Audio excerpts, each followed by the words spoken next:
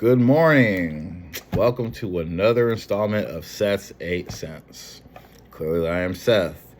Yes, you've seen me wear this hoodie in my videos so far, but I promise this is not a trademark, although I've had it for a while and there's a lot of holes in it, and people ask me, Seth, why do you wear this hoodie? I say, I'm holy. Amen. All joking aside, I also want to say happy Valentine's Day to everyone out there, all the single folks, all the couples. May you have a great Valentine's Day for the year 2022. All right, moving along. So, today we're going to talk about a very interesting character who I feel has been done a huge disservice in WWE, who has a potential to be greater than what they are at the present time, but they just been a victim of circumstance and many a misfire. And that person is Nikki A.S.H. Nikki A.S.H. For those that don't know, A.S.H. is an acronym for almost a superhero. Huh? Now, I was introduced to Nikki Cross when she was a part of Sanity with Eric Young and Killian Dane and I believe Alexander Wolf. Correct me if I'm wrong. I didn't watch NXT back then. I just read about it. But when I saw her in the Women's Royal Rumble for the very first time all those years ago, her deranged character, it spoke volumes to me. She took off her vest, threw it down. Who wants to play with Nikki? She was hyped, but in a deranged, maniacal way. And I'm like, this could work.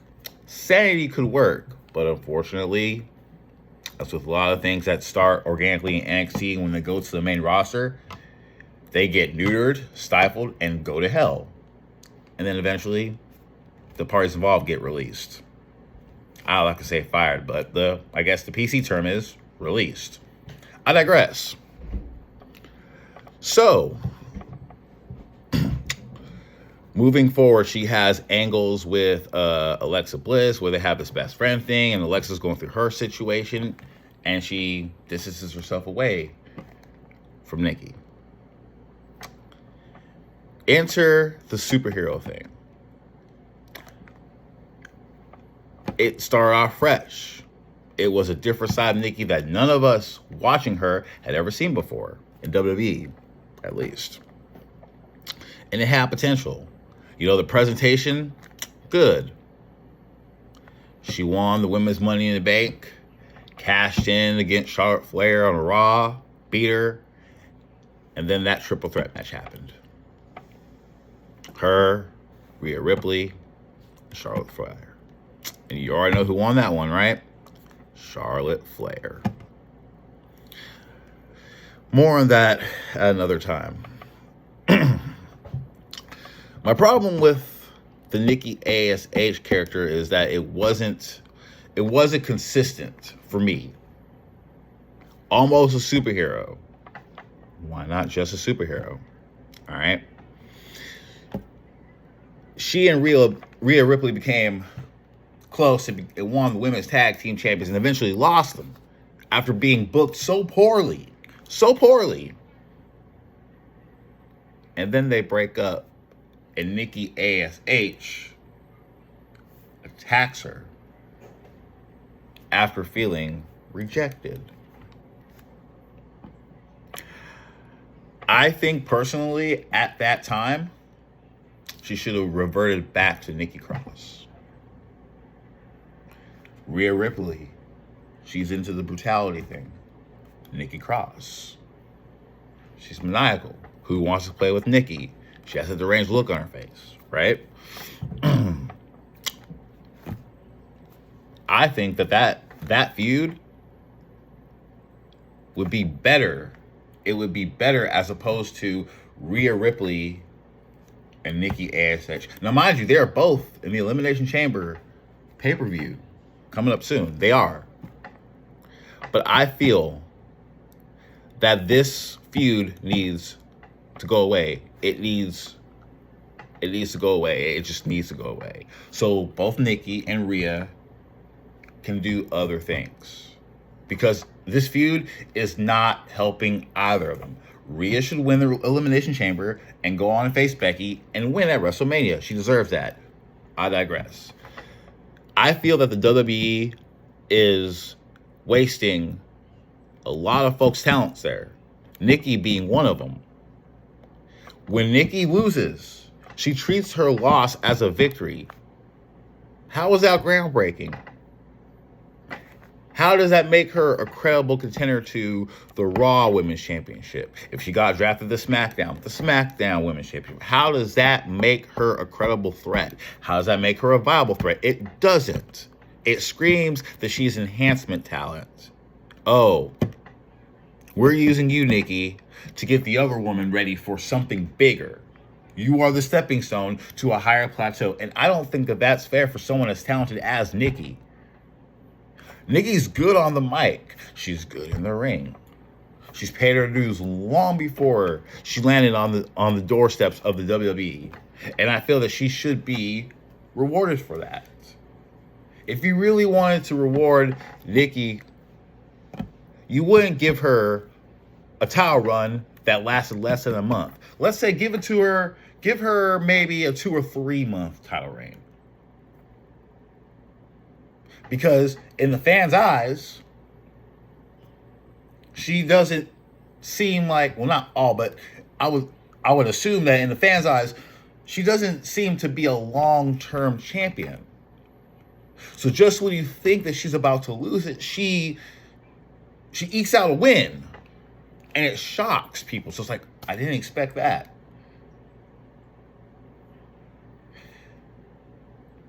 She wasn't in the Royal Rumble very long in my standards, right? The gimmick is hard to get behind because it's cartoonish. I am not saying that cartoonish gimmicks are bad. I come from a time where the WWF, primarily, and in some cases, WCW, had cartoonish gimmicks. In the WWF, you had a cop, you had a Mountie, you had a Marine dude, Sergeant Slaughter, you had the Honky Tonk Man, you had Doink the Clown, Bob Sparkplug Holly, Razor Ramon. The list goes on and on and on and on. All right. So I grew up watching that. So I get it. WCW, you had RoboCop for 2 appearances. You had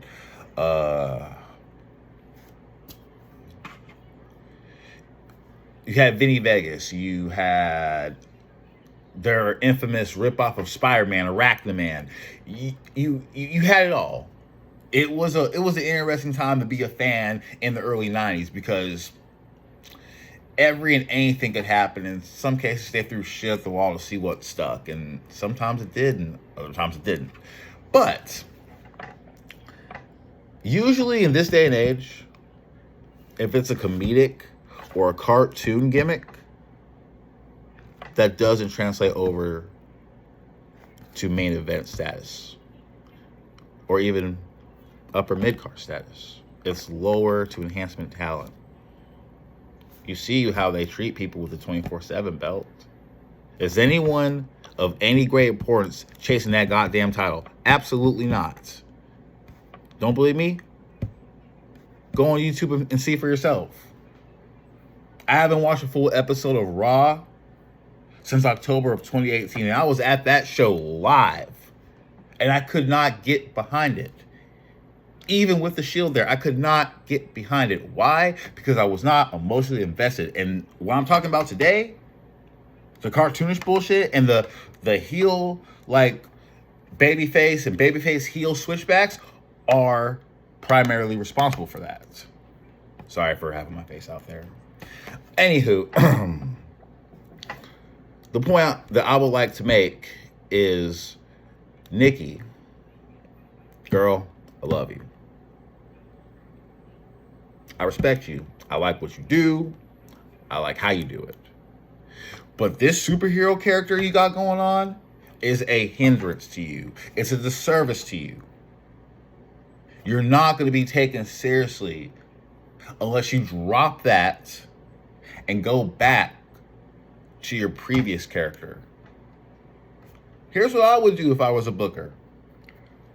We'll have Rhea against a female. Any female of any choosing. I can't think of one particular one. Rhea wins with the Riptide. She's celebrating. She's got her back turned to the entrance. When out of nowhere, she's attacked. By who? Nikki Cross. Nikki's brutalizing her, throwing her against the guardrails, everything, just beating her and screaming at her, even pulling her hair, screaming, "This is my brutality." Now, I can get behind that because they're kind of in the same vein now. And then she does an interview later on for Raw Talk. Why'd you do that, Nikki? Why'd you attack Rhea? And Nikki says, Rhea resurrected something in me that I thought was gone. I am my true self now. I guess you can say I found my sanity. A throwback to the stable Sanity. It's genius. Continuity. Superhero no more. Just Nikki. And she walks away. Mic drop. Because no one saw it coming. No one saw it coming. I would never book for WWE. I honestly, I couldn't. And Raw is probably responsible for that. But if I did, that would be the first thing I suggest. It's to get that upper mid-card main event push, you almost have to be, we'll say, reality-based, but with the volume turned all the way up. Because if you notice, I'll give you an example. Take Eugene. He was the first special needs superstar that they had in the mid-2000s. And people were shocked when he was doing Stone Cold Stunners and Rock Bottoms and hulking up and doing leg drops, complete with Hogan's infamous big boots. But aside from the World Tag Team Championship, let me ask you, was he ever in the main event? No. Was he ever seen as a threat to anyone in the main event? No. Did anybody believe he could beat someone in the main event? No. And although he did beat Triple H, he had help from Chris Benoit. It would have been one thing if he did it by his lonesome. They would have never, in most cases, let Chris Benoit or Batista beat Triple H with help. You see what I'm getting at here? So I feel that for particular stars, such as Nikki Cross, if they want to climb that ladder and have a chance to break that ceiling, they have to discard the cartoonish bullshit. They have to. And let's be honest, this post isn't just about Nikki, but she's a focal point. If you look at WWE today, there's a lot of issues going on. Mustafa Ali is literally begging to be released. He's begging to be released. All right? Go on Twitter. You'll see for yourself. I believe it was Lince Dorado from Lucha House Party who wasn't happy. He didn't just want to be a luchador. He just didn't want to collect a paycheck or be there just to be there. He wanted to matter. And those are the people that are getting pissed on. Hey, we're going to put you in the 24/7 title run. Hey, we're going to put you on main event and job you out to whoever else. What's that say about morale? I am afraid of the releases that are coming this year. And I hope and I pray that Nikki A.S.H, I'm just going to say Nikki Cross from this point forward. I hope that Nikki Cross is not on that list. It would be such a heartbreaking occurrence to have Nikki on that fucking list. because I believe she still has enough to offer, even though the women's version of the main event is centered around Ronda Rousey, Charlotte Flair, Becky Lynch, and whoever wins the Elimination Chamber. I personally, like I said before, I think it should be Rhea Ripley. Rhea deserves that chance. Rhea deserves a chance at redemption to win that Raw Women's Championship. Build her back up so that you can get competitors from NXT who get drafted to Raw to challenge her for that title. Keep it fresh. Keep it fresh, WWE. That's something that WWE, you're having a very hard time of doing. I.e., Brock Lesnar and Roman Reigns. I don't want to see that shit. I digress. All right. Nikki, every superstar's goal and dream is to be the main champion of WWE. Let's face it. The people in AEW, the people in New Japan, the people on the indie scene, even the people at AEW, their number one goal is to come to WWE. Why? Because they want to be the champion. They want to be the best. They grew up watching WWE, right? Right. As did I. If you don't have the goal to be the number one person or champion, you shouldn't do it. So my advice to you, Nikki, go back to basics and rebuild. Rebuild. Bring up the people who abandoned you, right? All those, merge them together and see what happens. So that way you can be someday the Raw Women's Champion or the SmackDown Women's Champion and hold on to it for the right period of time. And by the right period of time, I don't mean a week or even a few days for that matter. I don't mean that. Nikki was robbed. Going in, I believe it was, SummerSlam. Going into SummerSlam, I knew that Charlotte was coming out on top. This is the problem with WWE. They don't even take the time to steer you one way. You already know what's going to happen long before it does. And when they mind fuck you, they don't mind fuck you right. They just don't. Like, you already knew.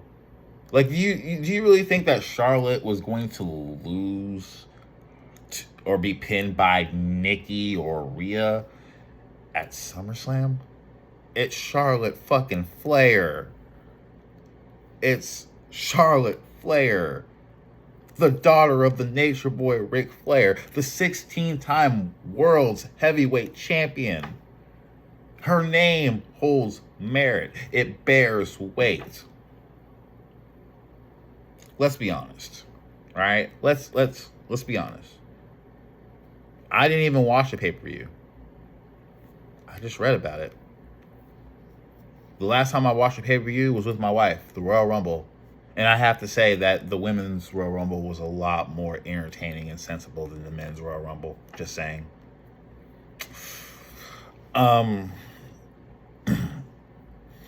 So, not to beat a dead horse and not to run the risk of sounding repetitive, but Nikki, drop the pseudo superhero act.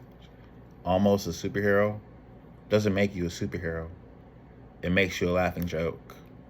I believe in you. And I know it's not your fault. You have it in you.